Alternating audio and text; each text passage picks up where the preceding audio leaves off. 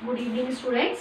Start करेंगे हम आज का टॉपिक। और आज का टॉपिक है हमारा ह्यूमन डाइजेस्टिव सिस्टम। इससे पहले हम ह्यूमन डाइजेस्टिव सिस्टम में पढ़ चुके हैं पार्ट्स डाइजेस्टिव सिस्टम के, कौन कौन से पार्ट्स हैं एलिमेंट्री कैनाल के और कौन कौन सी हमारी डाइजेस्टिव ग्लैंड है। इसका हमने इंट्रोडक्शन एक बार पढ़ लिया था और important terms human digestive system से रिलेटेड जो है वो हम पढ़ चुके हैं। तो अब हम स्टार्ट करते हैं मैकेनिज्म ऑफ डाइजेशन, यानी कौन कौन सी प्रोसेस होती हैं डाइजेस्टिव प्रोसेस में। तो फर्स्ट है इंजेशन, इसके बारे में भी हम बात वैसे कर चुके हैं। Ingestion means intake of food. जो हम फूड खाते हैं उसको हम इनटेक कहाँ करते हैं, माउथ के अंदर। तो माउथ के अंदर जब वो जाता है उसको हम बोलते हैं इंजेशन, यानी इनटेक ऑफ फूड। तो इनटेक ऑफ फूड को हम बोलते हैं इंजेशन, इनटेक ऑफ फूड।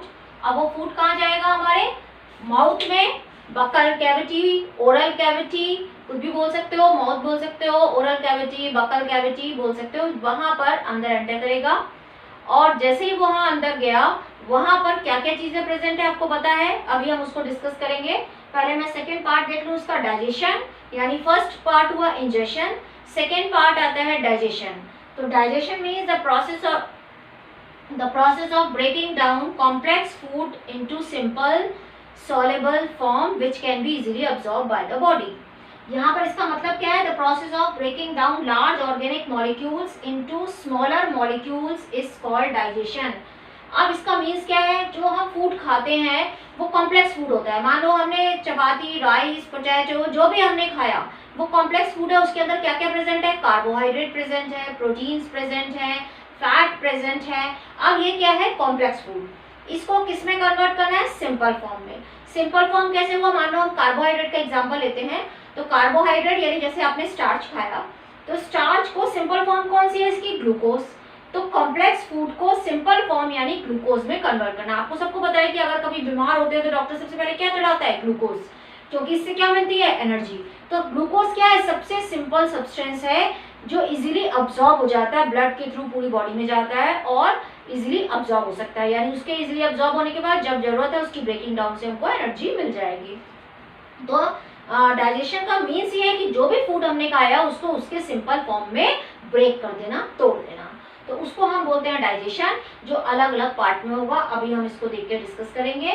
तो the process of breaking down large organic molecule. Organic molecule क्या है, यहाँ पर कार्बन, हाइड्रोजन, ऑक्सीजन सारे कंपाउंड इकट्ठा होकर, आपको पता है carbohydrate, proteins, fat, vitamin, minerals बनाते हैं, इसलिए ऑर्गेनिक मॉलिक्यूल हो गया।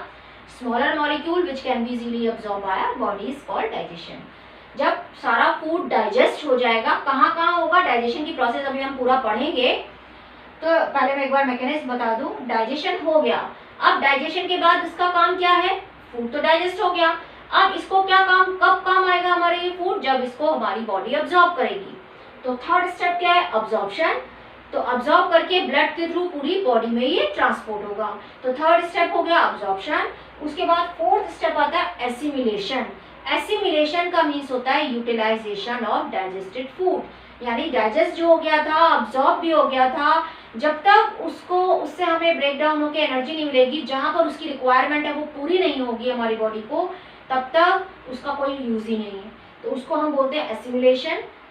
मतलब जो भी हमने फूड डाइजेस्ट किया है, अब्सॉर्ब किया है, उसको यूटिलाइज करना, जिस सेल की जो रिक्वायरमेंट है उसको लेना, तो उसको बोलते हैं हम एसिमिलेशन।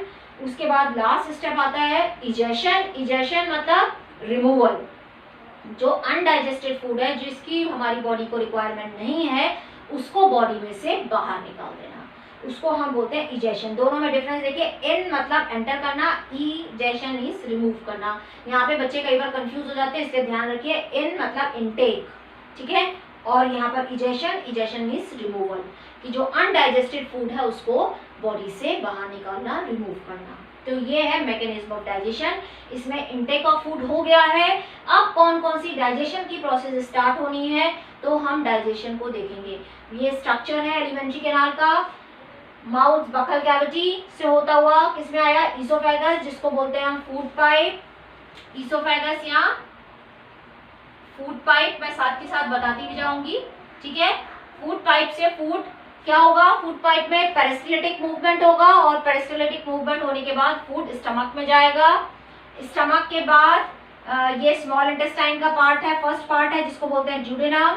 फिर यहाँ जेजुनम, इलियम, ये लार्ज इंटेस्टाइन है। यहाँ जहाँ पर इसकी एंट्री हो रही है इलियम की लार्ज इंटेस्टाइन से, ये पार्ट कहलाता है सीकम। ये पार्ट है सीकम, ठीक है।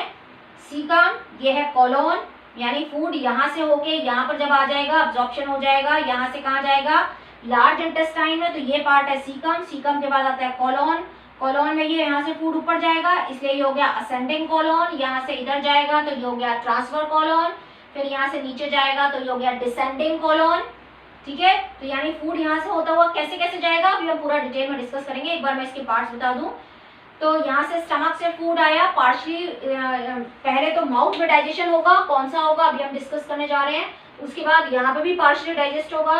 कंप्लीट डाइजेशन कहाँ पर होगा, स्मॉल इंटेस्टाइन में डाइजेशन हो गया, यहीं पर ही अब्जॉर्प्शन होना है स्मॉल इंटेस्टाइन में। उसके बाद लार्ज इंटेस्टाइन, लार्ज इंटेस्टाइन में वाटर का अब्जॉर्प्शन होगा, तो लार्ज इंटेस्टाइन में आया, यहाँ पर ascending colon, transfer colon, descending colon, ये आ गया रेक्टम यानी सीकम कोलोन रेक्टम, जो लार्ज इंटेस्टाइन के पार्ट है। रेक्टम में जो अनडाइजेस्टेड फूड है वो सॉलिडिफाई होकर स्टोर हो जाएगा, जिसको एनस, जो बाहर ओपनिंग होती है, ये लास्ट ओपनिंग जिसको बोलते हैं एनस, वहां से इसको रिमूव कर दिया जाएगा, इजेस्टेड आउट कर दिया जाएगा, जो अनडाइजेस्टेड फूड है जिसकी रिक्वायरमेंट नहीं है। तो यहाँ पर लार्ज इंटेस्टाइन में भी विलाई है, आपने स्मॉल इंटेस्टाइन में पढ़ा हुआ है जो अब्जॉर्प्शन का काम करती हैं, अभी हम डिटेल में भी पढ़ेंगे। लार्ज इंटेस्टाइन में भी विलाई होती हैं जो वाटर का अब्जॉर्प्शन करती हैं, ताकि फूड क्या हो सके, जो अनडाइजेस्टेड फूड है वो क्या हो सके, सॉलिडिफाई, और सॉलिडिफाई होने के बाद वो इजीली स्टोर हो जाए रेक्टम में, जहाँ से एनस के थ्रू उसको बॉडी से बाहर निकाल दिया जाए। तो अब हम इसको पार्ट भी देखते जाएंगे और डाइजेशन की प्रोसेस भी देखते जाएंगे। तो सबसे पहले क्या हुआ, हमने इंटेक किया फूड का, माउथ के अंदर आ गया। अब माउथ में क्या क्या चीजें प्रेजेंट है ये मैं हटा रही हूँ। अब हम डाइजेशन की प्रोसेस पे आ गए हैं, तो वहीं पर चलते हैं। पहले माउथ से कि इंटेक हो चुका है, माउथ के अंदर आ गया है फूड, यानी बक्कल कैविटी, ओरल कैविटी के अंदर आ चुका है। तो माउथ के अंदर आपको पता है क्या क्या चीजें प्रेजेंट है। जब आप फूड खाते हैं तो वहाँ टंग प्रेजेंट है, माउथ में जब आ गया यानी बक्कल कैविटी के अंदर, तो वहां पर क्या क्या चीजें प्रेजेंट है, एक तो टीथ प्रेजेंट है, दूसरा टंग प्रेजेंट है, तीसरा सलाइवरी ग्लैंड प्रेजेंट है, ठीक है। ये तीन चीजें आपके माउथ में यानी ओरल कैविटी यानी बक्कल कैविटी में प्रेजेंट है। टीथ का काम क्या है, मैस्टिकेशन करना, च्यूइंग करना, फूड को च्यू करना, उसको छोटे छोटे पार्ट में तोड़ना। टंग का काम क्या है, टंग पे आपने देखा होगा कि आपको रफ सरफेस दिखती है, वहां क्या होती है, जो रफ सी स्ट्रक्चर आपको दिखती है उसको बोलते हैं पैपिली, उसके अंदर टेस्ट बर्ड होते हैं, जिससे आपको पता चलता है टेस्ट का कि ये किसका स्वाद कैसा है। तो टंग का काम है टेस्ट हमें बताना, दूसरा फूड को मिक्स करना, किसके साथ, सलाइवरी ग्लैंड के सिक्रीशन के साथ। हमारे माउथ के अंदर 3 पेयर सलाइवरी ग्लैंड प्रेजेंट हैं, और इसी का ही मेन रोल है। सलाइवरी ग्लैंड क्या सिक्रीट करती है, सलाइवा। ये सलाइवा क्या है, आप देखते हो ना जब खाना तो आपके मुंह में पानी आ जाता है, वो क्या है, सलाइवा। और इस सलाइवा के अंदर एक एंजाइम होता है जिसका नाम है सलाइवरी एमाइलेज, सलाइवरी एमाइलेज, और इसको टाइलिन भी बोलते हैं, ठीक है। सलाइवरी एमाइलेज और टाइलिन। तो टीथ का काम हो गया उसको च्यूइंग करना, मैस्टिकेट करना, च्यूइंग करना, उसको छोटे छोटे पार्ट में तोड़ देना। टंग का काम है हमको टेस्ट बताना और स्वेलो करने में भी हेल्प करेगी टंग, और सलाइवा के साथ उसको मिक्स करना। तो सलाइवा के अंदर क्या प्रेजेंट है, सलाइवरी एमाइलेज। ये सलाइवरी एमाइलेज क्या करेगा, ये जो हमने कॉम्प्लेक्स फूड खाया है उसमें जो भी स्टार्च प्रेजेंट है उस स्टार्च का ब्रेक डाउन करेगा, कौन, ये सलाइवरी एमाइलेज, और इसको किस में कन्वर्ट कर देगा, माल्टोज, माल्टोज में, ठीक है, माल्टोज में, माल्टोज में कन्वर्ट कर देगा। तो स्टार्च क्या है, ये है पॉलीसेक्राइड, पॉलीसेक्राइड। देखो पॉली का मीन्स होता है मैनी, ठीक है, सेक्राइड होता है शुगर, यानी इसके अंदर बहुत सारे शुगर के मॉलिक्यूल अटैच्ड हैं। और अभी हमने डाइजेशन में क्या पढ़ा है, कॉम्प्लेक्स फूड को सिंपल फॉर्म में कन्वर्ट करना है, तभी हमारी बॉडी उसको अब्सॉर्ब करेगी। सो स्टार्च पॉलीसेक्राइड है जिसके अंदर बहुत सारे शुगर के मॉलिक्यूल है। Salivary amylase convert starch polysaccharide into maltose disaccharide. Disaccharide, di का मतलब 2 और सेक्राइड मतलब शुगर, यानी पॉली से अब क्या हो गए, ये 2 शुगर के मॉलिक्यूल रह गए, यानी इसने इसको ब्रेक डाउन कर दिया, लार्ज मॉलिक्यूल को स्मॉल मॉलिक्यूल में कन्वर्ट कर दिया। कहाँ पर, माउथ के अंदर। किसने, सलाइवरी एमाइलेज ने। तो पार्शियली डाइजेशन हो गया, यानी सिर्फ सलाइवा के अंदर एमाइलेज है यानी स्टार्च का, पार्शियली डाइजेशन होता है माउथ के अंदर, और कोई डाइजेशन की प्रोसेस माउथ में नहीं होती, सिर्फ स्टार्च की होती है। तो यहाँ से फूड अब कहाँ जाएगा, माउथ में ये प्रोसेस हो गई है, अब टंग इसको स्वेलो करने में हेल्प करेगी। यहाँ पर हमारा कॉमन पैसेज है जिसको बोलते हैं हम फेरिंग्स। ये आपका वैसे उसमें नहीं दिया हुआ है पर फिर भी मैं यहाँ पर आपको बता देती हूँ। कॉमन पैसेज होता है हमारा फेरिंग्स, थोड़ा सा आइडिया के लिए बता देती हूँ। ये कॉमन पैसेज है क्योंकि आपको पता है यहाँ से नोजल चैम्बर भी ओपन हो रहा है और माउथ ओपनिंग भी हो रही है, और यहाँ पर हमारे 2 पाइप प्रेजेंट है, एक ये ईसोफेगस यानी फूड पाइप जो पीछे की तरफ है, और यहाँ पर ट्रैकिया प्रेजेंट है यानी विंड पाइप। तो 2 पाइप प्रेजेंट है। तो आप लोग सोचते होंगे कि जब हम खाना खाते हैं तो हमारे विंड पाइप पे नहीं जाएगा क्या, तो जा सकता है अगर एपिग्लॉटिस नहीं होता। एपिग्लॉटिस क्या होता है, जब यहाँ पे 2 पाइप होती हैं तो एपिग्लॉटिस क्या होता है, मान लो एक और पाइप यहाँ पे प्रेजेंट है तो एपिग्लॉटिस क्या करता है, उसको बंद कर दे। ग्लॉटिस क्या होती है, ट्रैकिया की ओपनिंग होती है। ग्लॉटिस किसकी, ट्रैकिया यानी विंड पाइप की ओपनिंग होती है। तो जब हम फूड स्वेलो कर रहे होते हैं, इसकी ईसोफेगस की ओपनिंग को बोलते हैं गलेट, ठीक है। तो ईसोफेगस की ओपनिंग है गलेट, और ट्रैकिया या विंड पाइप की ओपनिंग को बोलते हैं ग्लॉटिस, और इसके ऊपर की जो कवरिंग होती है वो कहलाती है एपिग्लॉटिस, ठीक है। तो ये समझ में आया, 2 पाइप है, एक विंड पाइप और एक फूड पाइप। विंड पाइप जिसको ट्रैकिया बोलते हैं और इसकी ओपनिंग होती है ग्लॉटिस। फूड पाइप या जिसको बोलते हैं ईसोफेगस, इसकी ओपनिंग होती है गलेट। तो जब हम खाना खाते हैं तो उस टाइम पर एपिग्लॉटिस क्या करता है, इसको बंद कर देता है, ग्लॉटिस को यानी विंड पाइप की ओपनिंग को बंद कर देता है, ताकि फूड विंड पाइप में नहीं जाए और सीधा कहाँ आ जाए, फूड पाइप में अंदर। जब ये बंद होगा तो सारा फूड कहाँ आएगा, गलेट से होता हुआ ईसोफेगस यानी हमारे फूड पाइप में आएगा, विंड पाइप में नहीं जाएगा, ठीक है। तो फेरिंग्स वो कॉमन ओपनिंग है यहाँ पर जहाँ से हमारा नेजल ट्रैक भी ओपन हो रहा है और माउथ कैविटी जो है वो भी अंदर ओपन हो रही है। उसके बाद फूड आ गया ईसोफेगस में। ईसोफेगस में कोई डाइजेशन की प्रोसेस नहीं होती है। यहाँ पर हमने लास्ट लेक्चर में पढ़ा था कौन सी मूवमेंट होती है, पेरिस्टल्टिक मूवमेंट होती है। वो तो बहुत सारे एलिमेंट्री कैनाल में होती है, बट यहाँ पर भी पेरिस्टल्टिक मूवमेंट होती है, लास्ट में मैं समझा चुकी हूँ, जिससे फूड कॉन्ट्रैक्शन रिलैक्सेशन से होता हुआ, यहाँ से होता हुआ पास ऑन हो जाता है और कहाँ पहुँच जाता है, स्टमक के अंदर। और जैसे ही स्टमक के अंदर पहुँचता है, यहाँ पर मैंने बताया था एक स्फिंक्टर प्रेजेंट होता है, वो स्फिंक्टर क्या करता है, इसको बंद कर देता है ताकि फूड सारा वापस ईसोफेगस में नहीं आए। स्फिंक्टर यानी एक गेट हो गया, जैसे ही ईसोफेगस से फूड स्टमक में पहुंच गया वो गेट बंद हो गया और वापस से फूड ईसोफेगस में नहीं आएगा। तो अब पार्शियली डाइजेस्टेड जो फूड था वो स्टमक के अंदर पहुंच चुका है। अब स्टमक के अंदर क्या होगा उसको हम देख लेते हैं कि स्टमक के अंदर कौन सी प्रोसेस होगी। स्टूडेंट आप देखते हैं कि जो फूड स्टमक के अंदर पहुंच गया है पार्शियली डाइजेस्टेड फूड, तो स्टमक में उसका क्या होता है, जैसे ही स्टमक में फूड पहुंचता है गैस्ट्रिक ग्लैंड एक्टिवेट हो जाती हैं और क्या सिक्रीट करती हैं, गैस्ट्रिक ग्लैंड्स प्रेजेंट है स्टमक में जो सिक्रीट करेंगी गैस्ट्रिक जूस। और इस गैस्ट्रिक जूस के अंदर क्या क्या प्रेजेंट है, HCl, पेप्सिन और म्यूकस, ठीक है। HCl, pepsin and mucus. Mucus का काम क्या है, protects the inner lining of stomach, protects the inner lining of stomach, किससे, from the action of HCl।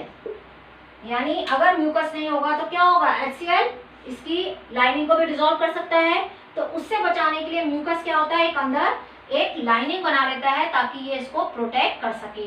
तो म्यूकस जो है वैसे तो पूरे एलिमेंट्री कैनाल में होता है ताकि इजीली का जो है फूड है वो एक ऑर्गन से दूसरे ऑर्गन में पास ऑन हो जाए। अगर म्यूकस नहीं होगा तो कहीं पर भी जाके ये उसको वहाँ पे कोई भी कट हो सकता है, कहीं पे भी वो लग सकता है। इसलिए म्यूकस का काम है एक लुब्रिकेट करना, एक ये जेली लाइक सब्सटेंस होता है जो पूरे एलिमेंट्री कैनाल को लुब्रिकेट करने का काम करता है, ताकि सारा फूड जो है वो एक ऑर्गन से दूसरे ऑर्गन में पूरा चिपचिपा होकर फिसलता हुआ एक ऑर्गन से दूसरे ऑर्गन में चला जाए, क्योंकि ये लुब्रिकेशन का काम करता है। तो म्यूकस क्या करता है, protects the inner lining of stomach from the action of HCl, ताकि हाइड्रोक्लोरिक एसिड उस पर एक्ट नहीं कर सके।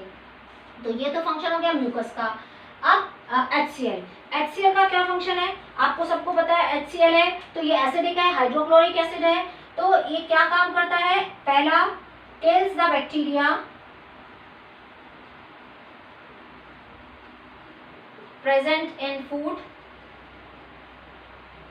प्रेजेंट इन द फूड, कौन से फूड में, जो स्टमक में आया है। मान लो कोई, वैसे तो माउथ में भी एंजाइम होता है लाइसोजाइम उसको मारने के लिए, बट अगर फिर भी बच गया है कोई बैक्टीरिया माइक्रोब तो ये उसको मारने का काम करता है। दूसरा कन्वर्ट्स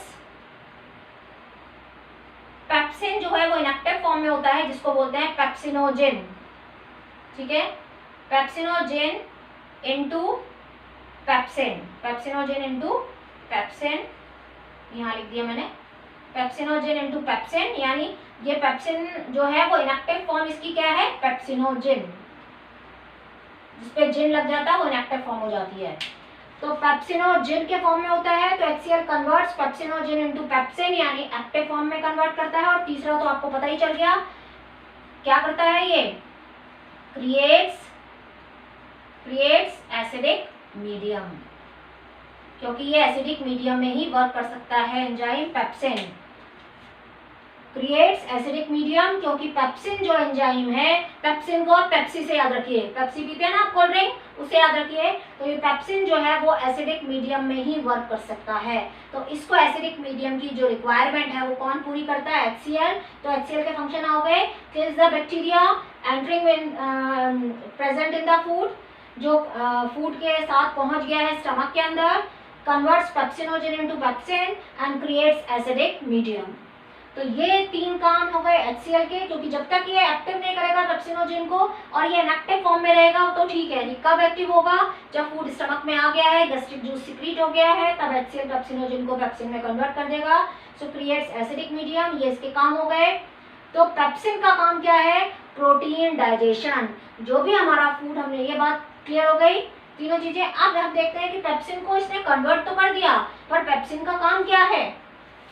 तो पेप्सिन का काम क्या है कि जो पेप्सिन है, ये हमने जो फूड खाया है उसके अंदर जो प्रोटीन आई है उस प्रोटीन को कन्वर्ट करना। तो जो हमने प्रोटीन खाया था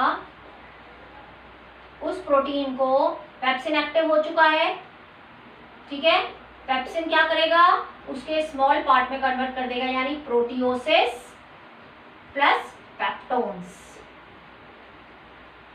ठीक है, प्रोटियोसिस एंड पेप्टोन्स। अगर आप ये भी लिखना चाहते हैं कि भाई पेप्सिनोजेन था तो ये भी लिख सकते हैं कि पेप्सिनोजेन को किसने एक्टिवेट किया था, HCl ने किसमें कन्वर्ट कर दिया था, पेप्सिन में, और ये पेप्सिन क्या हो गया, एक्टिवेटेड हो गया है। तो अब ये वर्क कर रहा है इस तरह से कि प्रोटीन जो हमने फूड खाया था, जो भी प्रोटीन आई थी स्टमक में, प्रोटीन का डाइजेशन पेप्सिन ने किसमें कर दिया, उसके स्मॉलर मॉलिक्यूल्स प्रोटियोसिस एंड पेप्टोन्स में। तो प्रोटीन का डाइजेशन कहाँ हुआ, स्टमक में। कुछ लाइपेज भी प्रेजेंट होता है बट उसका इतना यहाँ पे यूज नहीं होता है। और बच्चों के पेट में एक और एंजाइम होता है रेनिन, जो मिल्क डाइजेशन में हेल्प करता है, पर हमारे अंदर क्योंकि एसिडिक मीडियम हो जाता है जहाँ पर वो वर्क नहीं करता है, तो ये काम कौन ले लेता है, पेप्सिन। इसलिए कई लोगों को क्या होता है कि लैक्टोज इंटॉलरेंस होती है, यानी मिल्क सूट नहीं करता, तो डॉक्टर्स उनको रिकमेंड करते हैं कि आप कर्ड खाइए, मिल्क प्रोडक्ट खाइए, मिल्क मत लीजिए, क्योंकि वहाँ पर जो है वो रेनिन का काम, क्योंकि हमारे अंदर कौन कर रहा है, पेप्सिन। तो कई लोगों को ये प्रॉब्लम होती है, सबको नहीं होती है। तो पेप्सिनोजेन को HCl ने पेप्सिन में कन्वर्ट करा, पेप्सिन ने प्रोटीन को प्रोटियोसिस एंड पेप्टोन्स उसके स्मॉलर मॉलिक्यूल में कन्वर्ट कर दिया। स्टार्च यानी कार्बोहाइड्रेट का डाइजेशन स्टमक में नहीं होगा, बस सिर्फ प्रोटीन का डाइजेशन हो रहा है। P से याद रखिए, P से प्रोटीन, P से पेप्सिन, ठीक है, और पेप्सिन पेप्सी से याद रखिए। अब यहाँ से पार्शियली डाइजेस्टेड फूड कहाँ जाएगा, स्मॉल इंटेस्टाइन के फर्स्ट पार्ट में, जिसको बोलते हैं ड्यूडेनम। ठीक है, ये स्मॉल इंटेस्टाइन का फर्स्ट पार्ट है ड्यूडेनम। ये स्टमक क्या है, जे शेप्ड बैग होता है, जे शेप्ड बैग, क्योंकि 4-5 घंटे यहाँ पे खाना रहना है। उसके बाद ये यहाँ पर जो ये यू शेप का दिख रहा है आपको स्ट्रक्चर ड्यूडेनम, यहाँ पे पहुंचेगा और यहाँ पर कौन सी प्रोसेस होगी उसको हम देखेंगे। Thank you, thanks for watching.